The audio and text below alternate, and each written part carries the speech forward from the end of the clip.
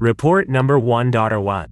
Filed by a janitorial contractor, 51 years old, employed 9 years in the same downtown high-rise. Submitted 3 days after what he describes as his final shift. What? He has not returned to collect his last paycheck. His statement opens with a single sentence, underlined twice. I know how many floors that building has. I cleaned every one of them for 9 years. It has 40. It has always had 40. 9 years of the same route. Service elevator to the top, then down, floor by floor, 4 hours a night, 5 nights a week. He knew the building the way you know a body you live in. Which doors stick in humid weather, which lights flicker before they die, which floors hold the smell of burnt coffee until morning. On the night of the first incident, he was riding down from 30. The elevator slowed early. The doors opened. The indicator above them showed 23. The panel inside the car showed the cursor resting between 23 and 24. He noted it, the way you note a clock running slow. A small wrongness filed away. The corridor beyond looked like every other corridor. So he did what 9 years had trained him to do. He took his cart, and he went to work. A week passed before the elevator stopped there again. This time, he says, he noticed before the doors opened, the car settled with a different weight, the way a boat settles in shallow water.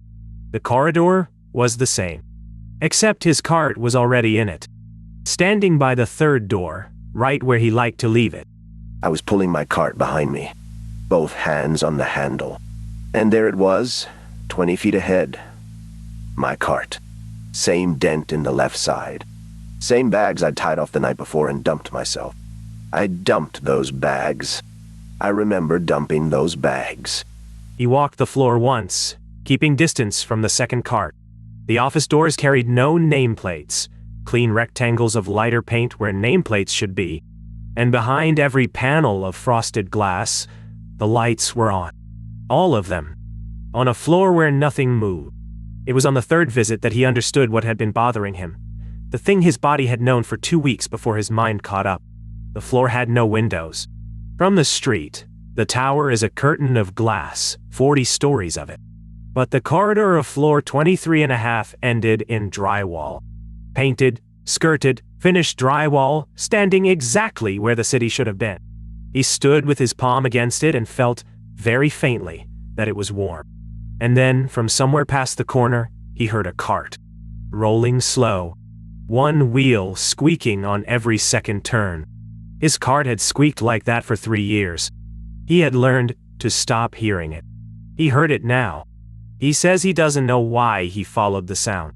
Only that the corridor kept turning, longer than the building's footprint allows, and that the squeak stayed exactly one corner ahead, never closer, never farther, until, all at once, it stopped. Around the last corner stood the cart. His cart died old. The second one. His work gloves lay folded on the handle, palms up, the way he never left them. And in his earpiece, where the night radio had been playing static between stations, a voice came through. Humming. Low, tuneless, unbothered. The same half-song he had been humming to himself 2 hours earlier, 30 floors up. His own voice coming down the wire, finishing the melody he had left unfinished. He left the cart. He left both carts.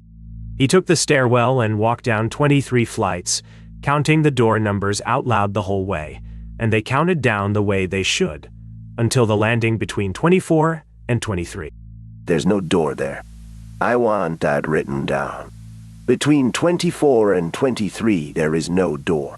But there's a doormat, and I stood there looking at it, because I know that doormat. It's mine. From my house. My wife bought it the year we moved in. It says welcome in green letters, and the E is worn down to nothing, because that's where I step. Every day. That's where I step. He did not touch it. He walked the remaining 22 flights, badged out, and drove home. The doormat at his front door, he says, was in its place. The E worn down to nothing. He stood on his own porch for a long time, he writes, trying to decide, and this is the last line of his statement. Which one of them is the original? Because whichever one is up there on that landing It's the one that gets stepped on from the other side. Building management confirms his badge came back by mail. No note. The cart was never recovered. But one page of their response deserves to be quoted in full.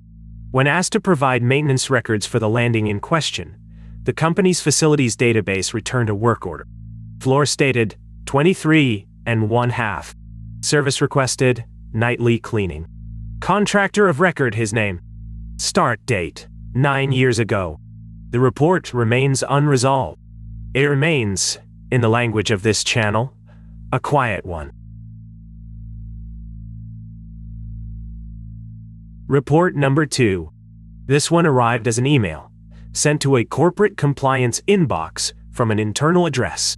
The message was received on a Tuesday, 3:40 in the morning. The complication is the server it came from. According to the provider's own records, that mail server was decommissioned and physically destroyed in 2019. The sender identifies herself as a claims processor, Darnayua. Her account begins politely. It's not stay that way. I want to state for the record that I only stayed because of the quarterly deadline. I want that on the record. I didn't choose any of the rest of it. The office occupies one full floor, 200 desks in identical rows, the kind of place designed to be seen from above in a brochure and never truly seen by anyone inside it.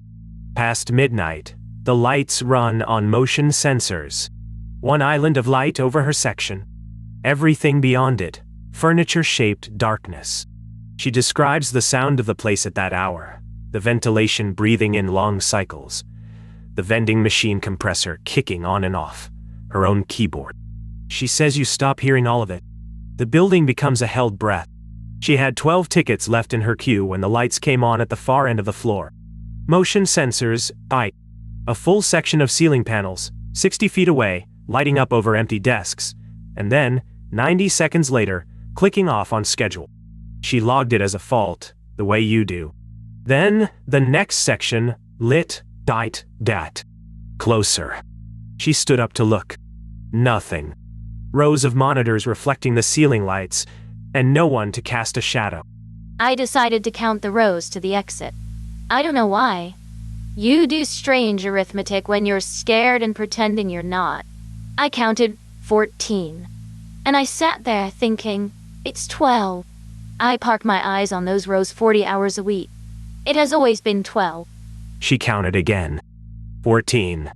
She counted a third time, out loud this time, pointing with her finger like a child doing sums. And she stopped, she says, because pointing meant her hand was visible above the partitions. And she had begun to feel, without evidence, that visible was a category that mattered now. The typing started at 4 minutes past 2. Somewhere in the dark rows, a keyboard. Not hunting and pecking. Fluent. ... A touch typist at full speed with a particular signature. A hard strike on the spacebar. A small stumble on every word ending in ing. Backspace. Correction. On. She knew the signature. She had heard it her whole adult life, from the inside. It was her typing. The sound moved one row closer every few minutes. The motion sensors above it never fired. Whatever was typing its way toward her through the dark did not register as motion. She writes that this was the detail that broke the arithmetic in her head, the lights answer to bodies. The typing had no body. And it was getting better at her signature the closer it came. The stumble on ing smoothing out, as if finishing its practice. At 2:11, her own monitor woke up. Ticket 4180, one she had closed an hour earlier, stood reopened. The activity log showed a new comment being written, live, under her login. She read it as it typed itself. Quote, claim review in progress. Subject is at her desk. Subject is reading this entry. Subject will now check row 9 janitorial. End quote. I didn't want to look at row 9. I want that understood. Looking was the last thing I wanted to do. But when something knows your next move, you make it. That's what it's for. Row 9. At the far desk, lit by nothing, a figure sat in her exact posture, the specific slump of her shoulders at the end of a double shift, elbows at her ankles, head tilted her degree. It did not turn. It raised both hands over the keyboard and held them there, poised, the way she holds hers when she is deciding how to phrase something difficult. She did not see it type. She was already moving. She badged out, she writes, without her coat, and stood in the street until a taxi came. Now the documents. Ticket 4180 exists. It was closed, resolution note attached, under her credentials at 12 minutes past 3 that morning. Turnstile logs show her badge leaving the building at 11:47 the previous evening, 24 minutes before she says the lights first came on.